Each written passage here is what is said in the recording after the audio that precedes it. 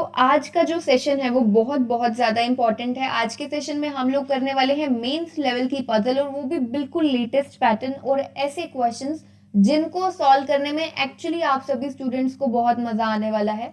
क्या टाइप है, बिल्कुल नया टाइप है, मैं अभी नहीं बताऊंगी क्योंकि आप देखेंगे आपको पता चलेगा। क्योंकि एग्जाम में जब आप क्वेश्चन देंगे उससे पहले ऊपर ये नहीं लिखा होगा कि ये सर्कुलर अरेंजमेंट है या फिर ये अरेंजमेंट है, तो आप क्वेश्चन देखेंगे और उसे सॉल्व करेंगे। बहुत ही इंपॉर्टेंट क्वेश्चन है। Is your question a very unique, a very important question, बहुत ही ज्यादा अच्छा क्वेश्चन है। देखो क्या दिख रहा है, एक फिगर सा दिख रहा है हमें यहाँ पर एक शेप में। क्या कहता है क्वेश्चन में, चलो देखते हैं। 9 circular boxes are placed in the given formation. 9 circular boxes है, देखो हमें दिख रहे हैं ये राउंड राउंड सर्कल से दिख रहे हैं, ये बॉक्सेस हैं। कहता है कि 9 सर्कुलर बॉक्सेस हैं are placed in the given formation, इस फॉर्मेशन में उन्हें प्लेस किया गया है।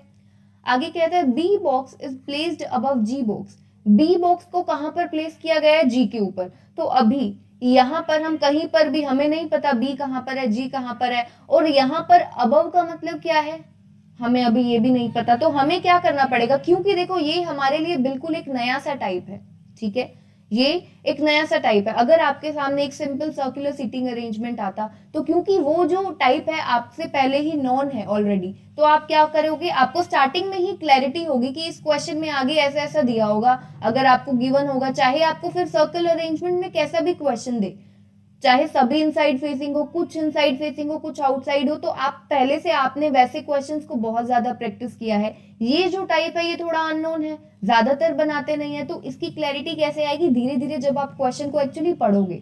तो अभी नोट करने के अलावा आपके पास और कोई ऑप्शन नहीं है, आप इसको सीधा डायरेक्ट बना नहीं सकते हो। कहता है B box is placed above G box. B box को प्लेस किया गया है जी के ऊपर, जी के ऊपर प्लेस किया गया है बी को। B box is placed above G, G के ऊपर बी को प्लेस किया गया है। आगे कहता है P box is placed to the west of we.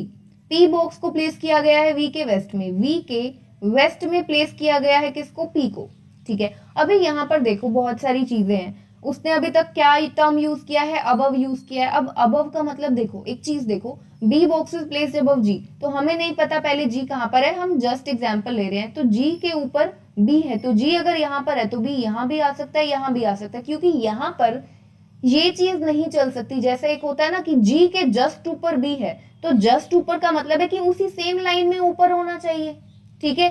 पर फिर यहाँ पर भी ये भी जस्ट ऊपर नहीं है, ये भी जस्ट ऊपर नहीं है, ये भी जस्ट ऊपर नहीं है, क्योंकि फिर इनके बीच में ये दो आ गए। तो यानी कि यहाँ पर जस्ट अबव जस्ट बिलो नहीं चल सकता। इस क्वेश्चन को देखकर आपको इतना जरूर दिमाग में लगाना है, ठीक है। आगे देखते भी हैं कि उसने किन टर्म्स में बात की है।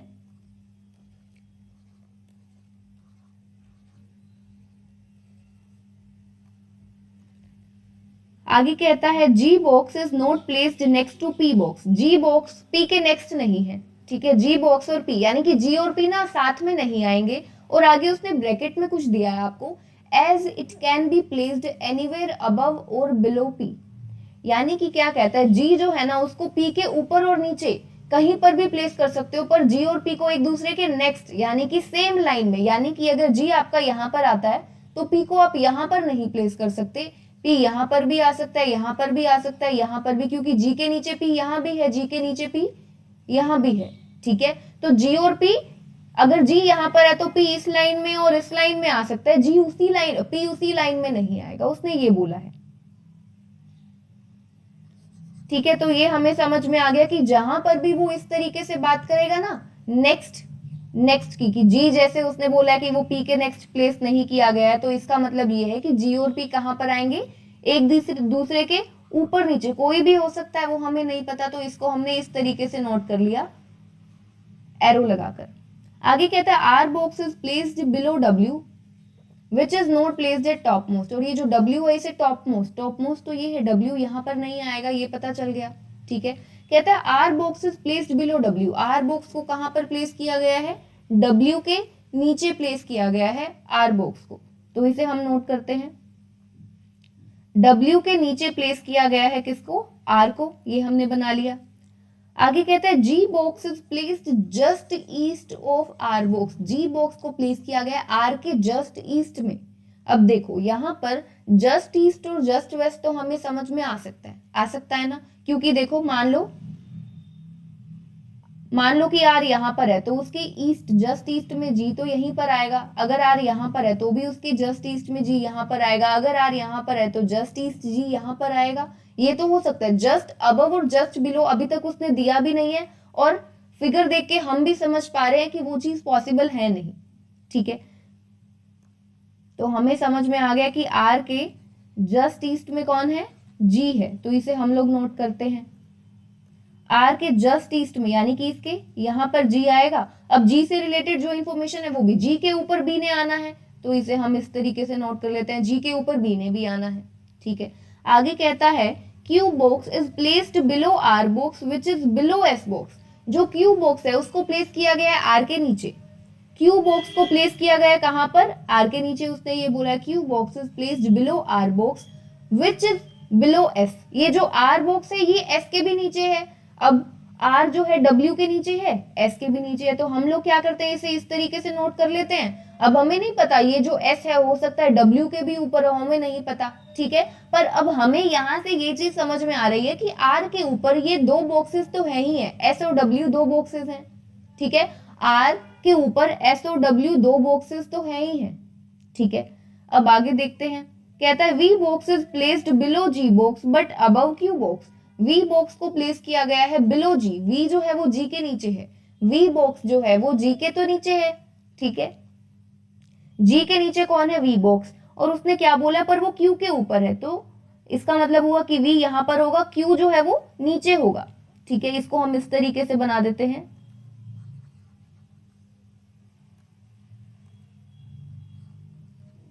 इस तरीके से G के नीचे V आएगा। ठीक है, और लेकिन ये जो V है ये Q के ऊपर है, उसने ये भी बोला है। अब एक चीज देखो, R वाली सेम लाइन में V नहीं है, R की सेम, क्योंकि R के ईस्ट में G है।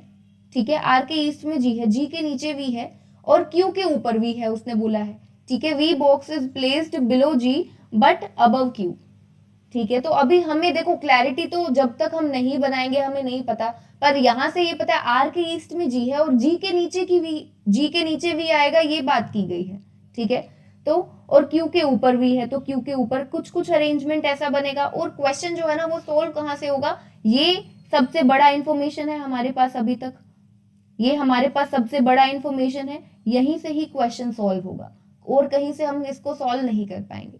ठीक है, अब देखो आगे क्या कहता है, W box is not placed next to B box and not in the east of S box. कहता है W बॉक्स जो है ना, सबसे पहले बोलते हैं W जो है वो B के नेक्स्ट नहीं है। जैसे यहाँ पर एरो ये यूज किया गया था, ब्रैकेट्स यूज की गई थी, ठीक है, G और P के लिए कि G और P नेक्स्ट नहीं है, तो यहाँ पर भी वही होगा। ठीक है, इसीलिए एरो हमेशा इसीलिए नोट दिया जाता है ना। ठीक है, तो अब इसने ये बोला है कि W जो है is not place next to B, W और B साथ में नहीं आएंगे, तो W और B जो है वो ऊपर नीचे कहीं भी आ सकते हैं, W और B ऊपर नीचे कहीं भी आ सकते हैं। नेक्स्ट नहीं आने का मतलब तो देखो यही है, क्लियर है, यानी कि इसका मतलब ये है कि W और B इस तरीके से नहीं आएंगे कहीं पर भी, मतलब सिंपल यही है। तो इसका मतलब यही है कि कहीं भी ऊपर नीचे ही आएंगे। ठीक है,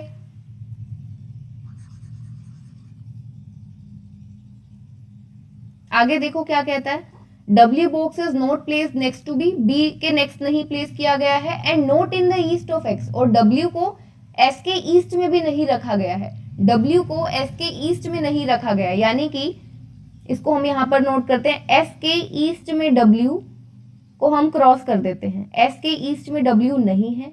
ठीक है, और T box is not in the west of G box, T box जो है वो G के वेस्ट में नहीं है, T बॉक्स जो है वो G के वेस्ट में नहीं है, तो इसको भी हम लोग क्रॉस कर देते हैं। पूरा का पूरा क्वेश्चन यहाँ पर देखो, पूरा क्वेश्चन हम नोट कर चुके हैं। अब हमें देखना है कि हमें कहाँ से स्टार्ट करना है, किस तरीके से बनाना है, और कितने केसेस बनेंगे हमें नहीं पता अभी। ठीक है, सो अब देखते हैं, क्वेश्चन को सॉल्व करना है इसी जगह से, यहाँ से, क्योंकि सबसे ज्यादा इंटरकनेक्शन यहाँ पर ही है ना। अब हमें ये समझ में आया, आर के ऊपर देखो, R के ऊपर W है और S है और B भी है। R के ऊपर एक तरह से, क्योंकि R के ईस्ट में G है, G के ऊपर B है, तो एक नॉर्मल हम लोग कंसिडर कर रहे हैं कि R के ऊपर S W B ये तीन बॉक्सेस तो है ही हैं आर के ऊपर। तो इसका मतलब क्या है, देखो हम इसे इस तरीके से कंसिडर करेंगे, ये है आपकी एक लाइन, ये आपकी लाइन है, ये आपकी लाइन है, इस तरीके से हमारे पास टोटल 5 लाइंस हैं, हम इस तरीके से कंसिडर कर रहे हैं, ठीक है, क्वेश्चन को इजीली समझने के लिए। अब आर के ऊपर उसने बोला है ये 3 तो है ही है, एस डब्ल्यू बी। अब आर के नीचे कौन कौन है, आर के नीचे है क्यू, एक तो क्यू है, और ये वी भी तो है क्योंकि क्यू के ऊपर वी है, और आर के अगर ईस्ट में जी है, जी के नीचे वी है, तो हमें ये समझ में आया कि आर के नीचे भी क्या है, 2 क्यू और वी है, 2 बॉक्सेस हैं। तो यहां से आर को, इसका मतलब ये है कि आर को ना आप ऊपर नीचे इस तरीके से नहीं प्लेस कर सकते, आर कहीं ना कहीं बीच में आएगा। आर के ऊपर भी देखो हमें कितने कितने बॉक्सेस दिख रहे हैं, आर के नीचे भी 2 बॉक्सेस हैं, आर के ऊपर भी 3 बॉक्सेस अभी तक हमें पता है, एस डब्ल्यू और बी, ठीक है। आर के नीचे कितने बॉक्सेस हैं, क्यू और वी, ठीक है, और ये क्यू और वी दोनों अलग अलग लाइंस में क्योंकि क्यू के ऊपर वी है। तो यहां से ये चीज समझ में आई, देखो ये जो आर है ना, ये कहां पर आना चाहिए, ये आपकी फर्स्ट लाइन है, ये आपकी सेकेंड लाइन है, थर्ड लाइन है, फोर्थ लाइन है, और ये है आपकी फिफ्थ लाइन, ठीक है। तो आर जो है हर हाल में थर्ड लाइन में आ सकता है। अब ऐसा क्यों, देखो इसका भी जरूरी एक रीजन है, आर के ऊपर हमें दिखा कम से कम 2 लाइन में, तो देखो एस डब्ल्यू और बी ये एक लाइन में तो आ नहीं सकते, क्योंकि आर के ऊपर एस डब्ल्यू बी एक लाइन में, क्योंकि एक लाइन में देखो फर्स्ट लाइन में सिर्फ एक ही बॉक्स है, सेकंड में 2 ही बॉक्स है, ठीक है। तो 3 बॉक्सेस वाला सिर्फ एक ही लाइन है, वो है थर्ड लाइन, जिसमें हमको प्लेस किसको करना है, आर को, ठीक है। इस चीज को समझे, क्योंकि आर यहीं पर ही आ सकता है, इसमें से यहां पर कहीं पर आएगा, इसको फिर से देखो समझो, आर ने कहां पर आ सकता है, आर के ऊपर 3 बॉक्सेस तो है ही है, ठीक है, आर के ऊपर 3 बॉक्सेस है ही है, तो यानी कि अब मिनिमम देखो 1 2 3 आर के ऊपर 3 बॉक्स है मिनिमम, तो हम लोग आर को कम से कम यहाँ पर ये यही जगह है ना, यहाँ पर ही आर आ सकता है, आप इस चीज को समझो। और आर के नीचे उसने क्या बोला है, क्यू है और वी है, तो आर के नीचे क्यू और वी यानी कि यहां पर ही आ सकता है ना, क्योंकि क्यू एक अलग लाइन में है और वी एक अलग लाइन में है, क्योंकि क्यू के ऊपर भी वी है, तो इसका मतलब ये तो हमें समझ में आ गया कि आर जो है वो थर्ड लाइन में आ सकता है, ये डेफिनेट है, आर आ सकता है सिर्फ और सिर्फ थर्ड लाइन में, ठीक है। इसके अलावा आप कहीं पर भी आप करके देख लो, अगर मान लो आपने आर को यहाँ पर प्लेस किया, तो आर के ऊपर एस डब्ल्यू बी सिर्फ एक बॉक्स है आर के ऊपर, यहाँ पर क्या आप प्लेस कर सकते हो, नहीं कर सकते, गलत। तो आर को आप सेकेंड लाइन में नहीं कर सकते, फोर्थ में करके देख लो, अगर आप आर को यहाँ पर प्लेस करते हो तो आर के नीचे क्यू है और आर के नीचे वी भी आएगा, आर के नीचे आपने क्यू बनाया तो वी के लिए तो क्या यहाँ पर बनाओगे तो भी गलत, जहां भी बनाओगे, तो आर जो है वो कहां पर नहीं आ सकता, ना तो यहाँ आ सकता है ना यहाँ पर, फर्स्ट सेकेंड फोर्थ फिफ्थ मैंने आपको सब चीजें करके दिखा दी है, यहाँ पर आर यहाँ पर नहीं आ सकता है, ठीक है। आई होप कि इतनी क्लैरिटी आपको होगी कि आर को हम first line, second line, fourth और फिफ्थ यहां पर नहीं बना सकते हैं, आर को हम सिर्फ और सिर्फ थर्ड में बना सकते हैं। मैंने सब जगह पर आपको प्लेस सेकंड में भी प्लेस करके दिखा दिया, अगर सेकंड में बनाते हैं तो आर के ऊपर 3 बॉक्सेस पॉसिबल नहीं है, फोर्थ में बनाकर दिखाया तो आर के नीचे क्यू और वी दोनों पॉसिबल नहीं है, ठीक है।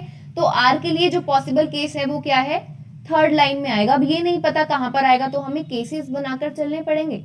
तो अब हम एक केस में क्या करते हैं, आर को यहां पर लेकर चलते हैं, ठीक है।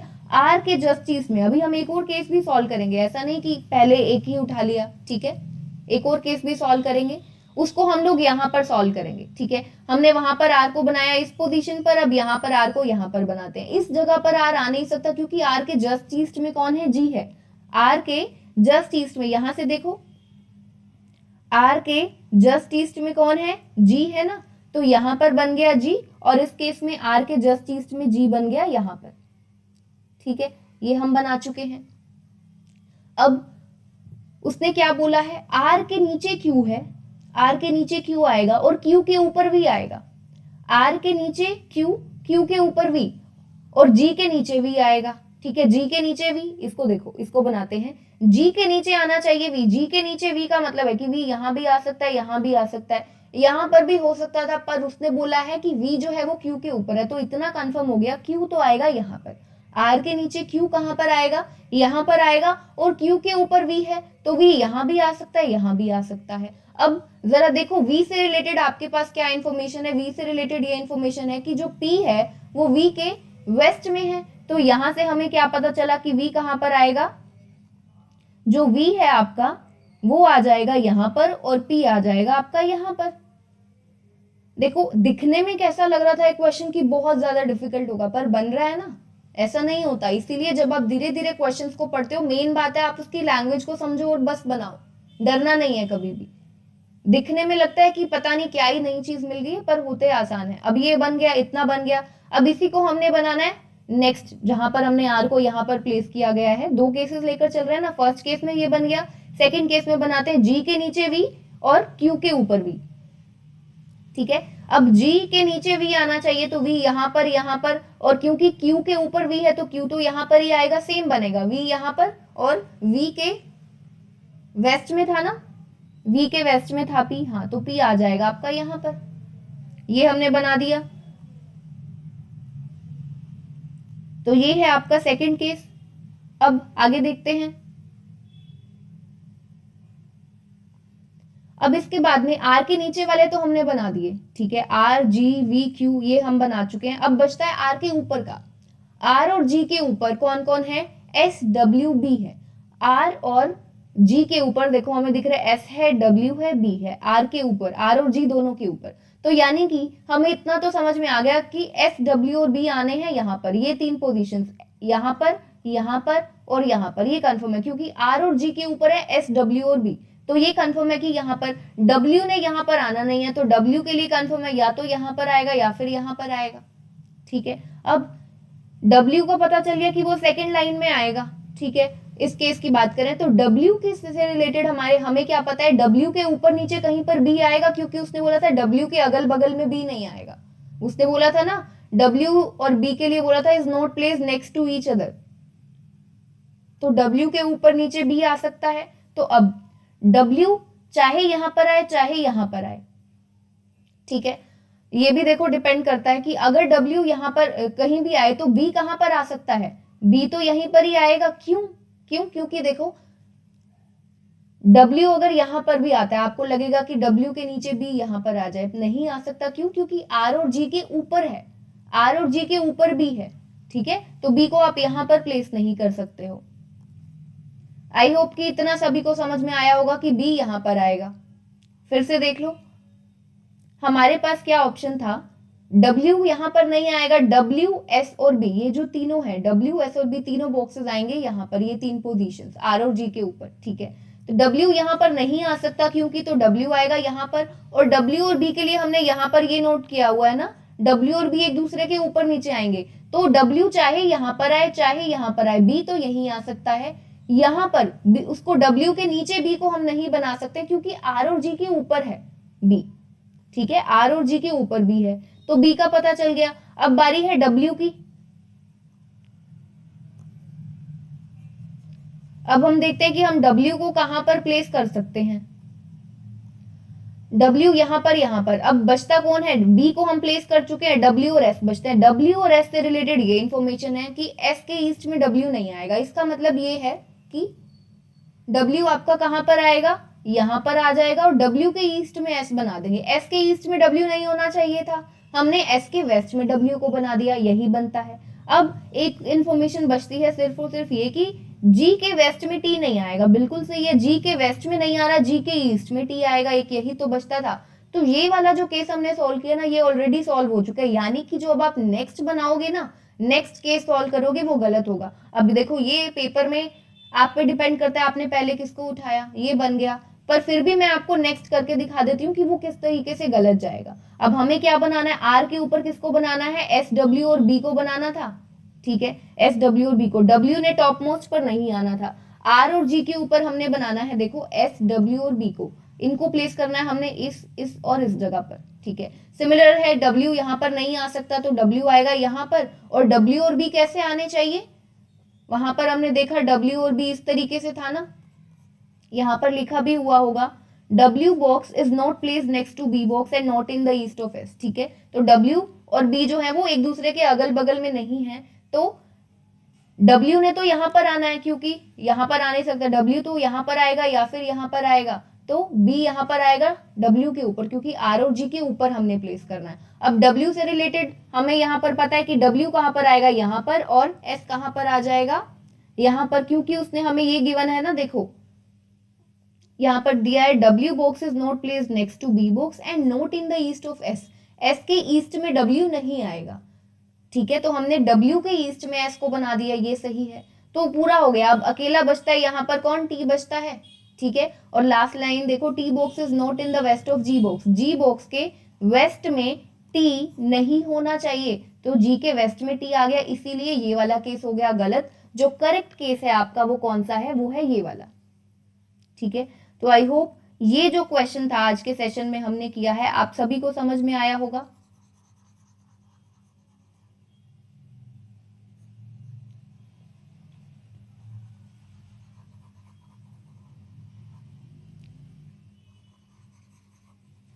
अभी नेक्स्ट हम एक क्वेश्चन करते हैं। नेक्स्ट हम करेंगे इनपुट आउटपुट का क्वेश्चन। वो क्वेश्चन भी बहुत ज्यादा इंपॉर्टेंट है। तो ये क्वेश्चन है आपका, अब वो आपसे कुछ भी क्वेश्चन पूछे, ठीक है, कुछ भी पूछे, ठीक है, तो आप उसका आंसर कर सकते हैं। तो चलिए नेक्स्ट क्वेश्चन की तरफ चलते हैं। इनपुट आउटपुट का क्वेश्चन है।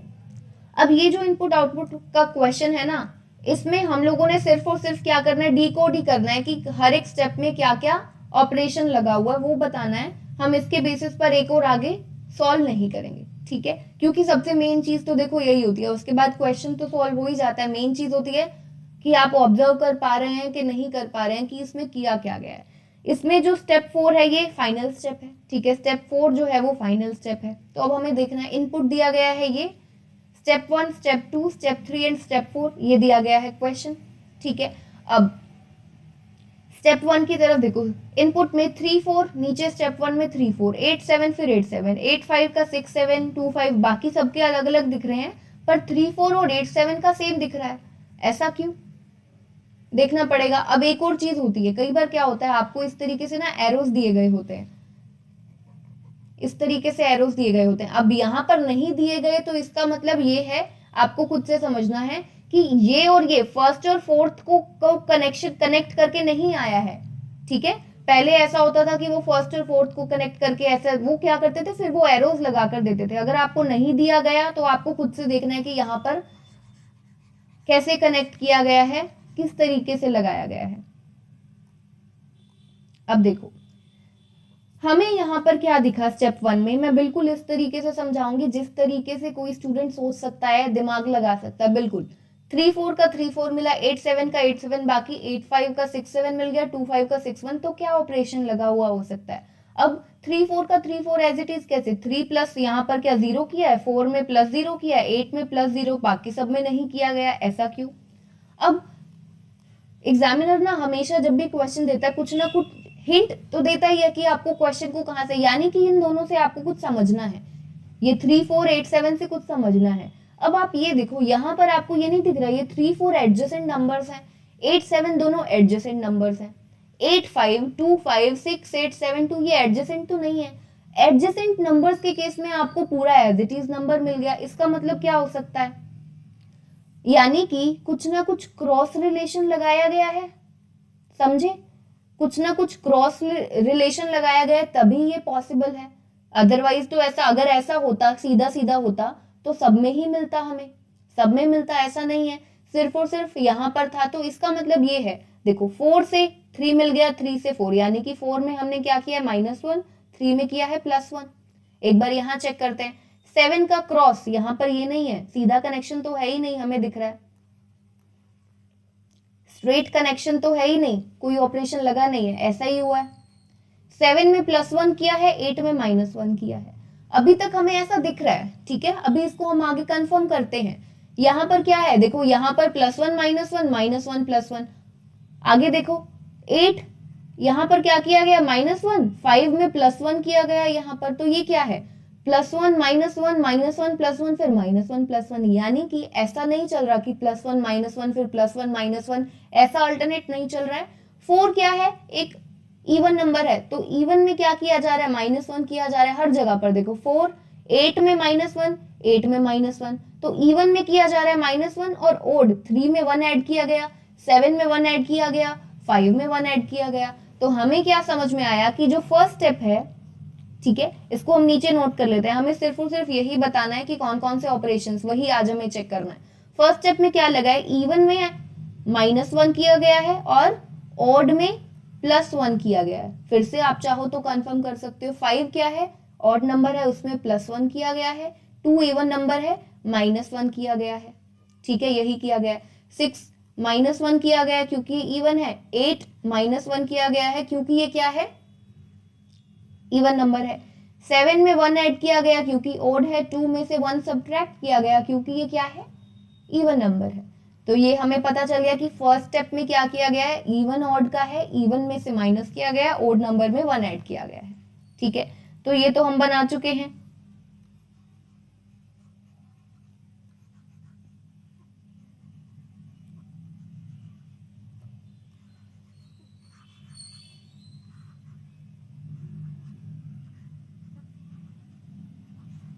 अब नेक्स्ट टर्न है स्टेप 2 की। स्टेप 1 तो हमें पता चल गया कि स्टेप 1 में क्या किया गया है, इवन -1 एंड ऑड +1। अब देखते हैं स्टेप 2 में क्या किया गया है। स्टेप 2 में, अब स्टेप 2 में हमें दिख रहा है पहले क्या था, इनपुट से जब हम स्टेप 1 तक आए तो हमारे पास पहले कितने बॉक्सेस थे, ये 6 बॉक्सेस थे। ठीक है, मैट्रिक्स बेस्ड हमारे पास ये क्या है, इनपुट आउटपुट है, बॉक्स बेस्ड इनपुट आउटपुट है। तो अब आगे स्टेप 2 में हमें क्या मिला, 6 बॉक्सेस के 3 बॉक्सेस मिले हैं। यानी कि एक ही चीज पॉसिबल है। कनेक्शन क्या हो सकता है, अगर ऐसा होता कि फर्स्ट का इसके साथ कनेक्शन होता तो वो हमें एरो जरूर देता, नहीं दिया गया तो यानी कि इसका मतलब है कि पॉसिबल तो यही है कि इसका हो सकता है कनेक्शन। ठीक है, इसका कनेक्शन हो सकता है और इसका कनेक्शन हो सकता है, हमें चेक करना पड़ेगा। ठीक है, अब यहाँ पर देखो हमें मिला 4 4 4 4। 8 में से 4 सब्ट्रैक्ट करोगे, 7 में से 3 सब्ट्रैक्ट करोगे तो 4 ही मिलेगा। अब हमें ये कैसे पता चलेगा कि उसने पहले 8 -4 किया है या फिर पहले 7 -3 किया है, क्योंकि दोनों में ही 4 4 आ रहा है। यानी कि हमें अगला देखना पड़ेगा। ये तो समझ में आया क्या किया गया है, माइनस किया गया ये अंदर वाली टर्म्स को। ये तो हमें समझ में आया है कि क्या किया गया है। ठीक है,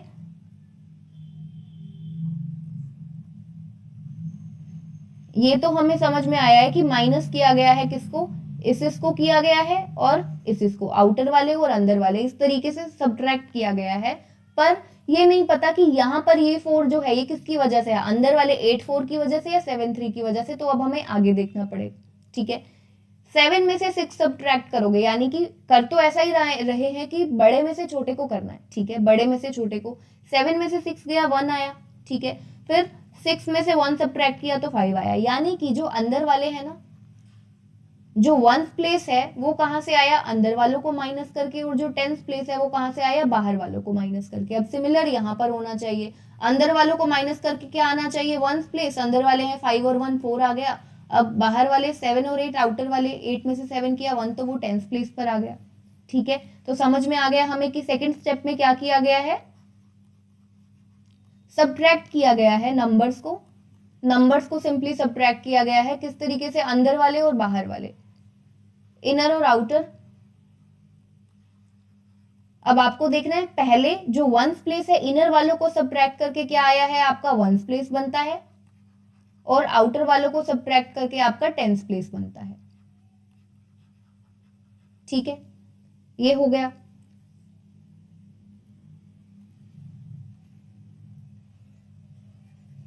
तो स्टेप 2 का हमें पता चल चुका है। अब हम देखते हैं स्टेप 3 में क्या किया गया है।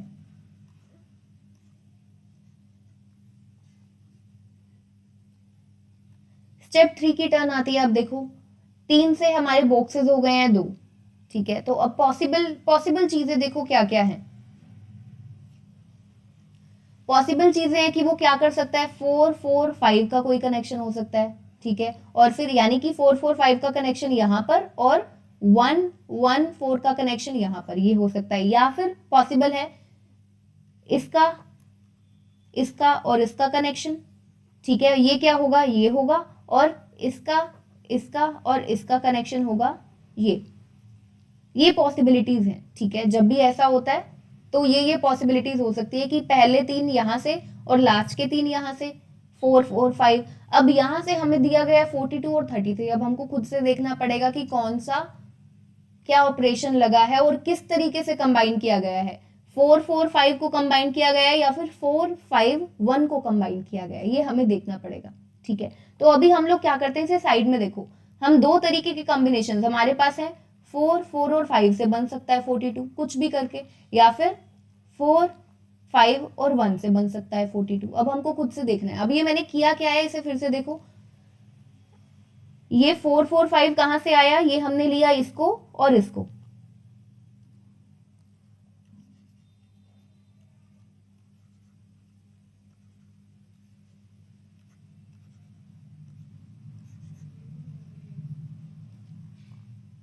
ये दिखा रही हूं कि ये कैसे किया, 4 4 5 के कॉम्बिनेशन से 4 2 कैसे।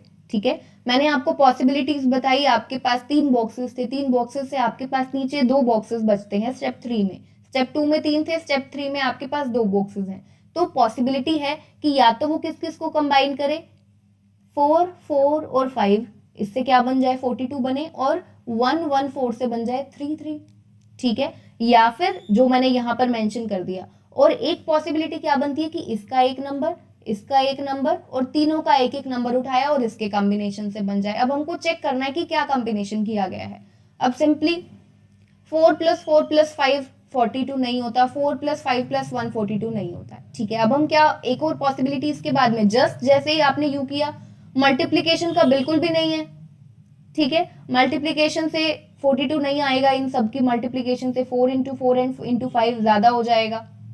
ठीक है, 4 × 5 ये भी पॉसिबल नहीं है, 20 हो जाएगा, तो ये भी नहीं है। तो अब हम क्या कर सकते हैं, हमने क्या करके देखा, पहले सिंपल ऐड किया, उसके बाद में हमने क्या किया, मल्टीप्लाई किया। अब हम स्क्वायर्स को ऐड करते हैं। ठीक है, तो देखो 4 स्क्वायर + 5 स्क्वायर + 1 स्क्वायर कितना होता है, 16 + 25 + 1, 15 + 25 कर लो 40, 1 और 1 42 मिल गया हमें। कौन सा कॉम्बिनेशन है, 4 5 1 का कॉम्बिनेशन है। यहां से करेंगे तो ज्यादा हो जाएगा, नहीं पॉसिबल नहीं आएगा 4 4 5 से। ठीक है, तो यानी कि हमें पता चल गया क्या कॉम्बिनेशन है, 4 5 1 का कॉम्बिनेशन था, 4 5 1 यानी कि ये और ये। तो यानी कि अब ये जो 33 है इसके लिए क्या कंबाइन किया गया है, ये 4, ये 1 और ये 4। फिर भी कंफर्म करने के लिए सबका स्क्वायर करना पड़ेगा, इस 4 का, इस 1 का और इस 4 का, इनका स्क्वायर ऐड करके यही आना चाहिए, तभी पॉसिबल है। 4 का स्क्वायर, 1 का स्क्वायर, 4 का स्क्वायर, 4 का स्क्वायर यहाँ से होगा 16, यहाँ से होगा 1 का स्क्वायर 1, यहाँ से 4 का स्क्वायर 16, तो हो तो गया 16 + 16 32 एंड 1 33। बिल्कुल सही है, हमें समझ में आ गया क्या किया गया है, स्क्वायर्स का एडिशन किया गया है स्टेप 3 में। ठीक है, स्क्वायर्स का एडिशन किया गया है स्टेप 3 में।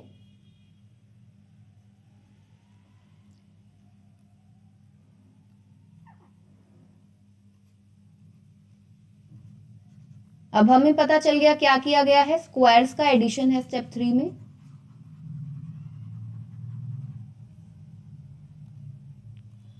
तो हम लोग नोट कर लेते हैं स्टेप 3 में क्या किया गया है, स्क्वायर्स एडिशन, स्क्वायर्स का एडिशन, और किस किस का, हर एक नंबर का पहला पहला। ठीक है, हर एक नंबर का पहला पहला, इसको याद रखना है, हर एक नंबर का पहले पहले से ये बना, और हर एक नंबर का जो सेकंड सेकंड था उससे क्या बना है, सेकंड नंबर जो था हर एक नंबर का उससे बनाया ये 33, ये हो गया। अब नेक्स्ट आती है स्टेप 4 की बारी। ठीक है, स्टेप 4 में क्या किया गया है, पॉसिबिलिटी देखो, दो थे आपके पास, दो बॉक्सेस थे, दो बॉक्सेस से एक बॉक्स बना है, तो 42 33, पहले देखो 42 33 ऐड करोगे 70 नहीं आएगा। ठीक है, या फिर क्रॉस ऐड करके देखना चाहो तो भी देखो हमें दिख रहा है यहाँ से कुछ नहीं है। ठीक है, नहीं, 42 में से 33 माइनस करोगे तो 9 आएगा, ये भी पॉसिबल नहीं है। तो हमने क्या करके देखा, ऐड करके देखा, 42 + 33, वो भी नहीं हो रहा है। ठीक है, अलग अलग से ऐड करके देख लो, 4 + 3 कर लो तो 7 आएगा, +3 + 2 5 करोगे तो 5 आएगा, ये भी पॉसिबल नहीं है। ठीक है, 7 5 या 5 7 कुछ भी नहीं दिया गया है, तो यानी कि ऐसा भी नहीं किया गया है, तो यानी कि कुछ और किया गया है। अब क्या किया गया है, क्या किया गया है, हम प्लस कर चुके हैं, माइनस कर चुके हैं, मल्टीप्लीकेशन करके देख लो, मल्टीप्लीकेशन करते हैं, 4 × 2 क्या होता है, 8 होता है, 3 × 3 9 होता है, 9 + 8 17 होता है, मतलब समझ में आ गया। स्टेप 3 में क्या, स्टेप 4 के लिए क्या किया गया है, स्टेप 4 के लिए जो दोनों नंबर्स हैं उनको आपस में, उनके जो इंडिविजुअल नंबर्स हैं, ठीक है, उनको आपस में मल्टीप्लाई किया गया और फिर ऐड कर दिया गया, 4 × 2 8, 3 × 3 9, और उन दोनों को ऐड कर दिया गया, तो आ गया आपका 70। तो ये था आपका last step. So I hope आज के सेशन में जो ये क्वेश्चन किया है, ठीक है, अब देखो, अब अगर आपको ये पता चल गया कि पीछे का लॉजिक क्या है, तो अब आप इजीली आगे वो आपको जो एक और इनपुट देगा उसको तो बना ही सकते हो ना, ठीक है। सो आई होप आज के सेशन में जितने भी क्वेश्चंस मैंने आपको कराए हैं, बहुत इंपॉर्टेंट क्वेश्चंस कराए हैं। एक हमने ये क्वेश्चन किया है, फिगर बेस्ड पजल था, फिगर दिया हुआ था, एक शेप गिवन था आपको, एक फॉर्मेशन गिवन था, वो किया है, और हमने एक किया है इनपुट आउटपुट का क्वेश्चन। सो आई होप आज के सेशन में दोनों क्वेश्चंस जो करवाए गए हैं आप सभी को समझ में आए होंगे। मिलते हैं फिर नेक्स्ट सेशन में। Take care everyone.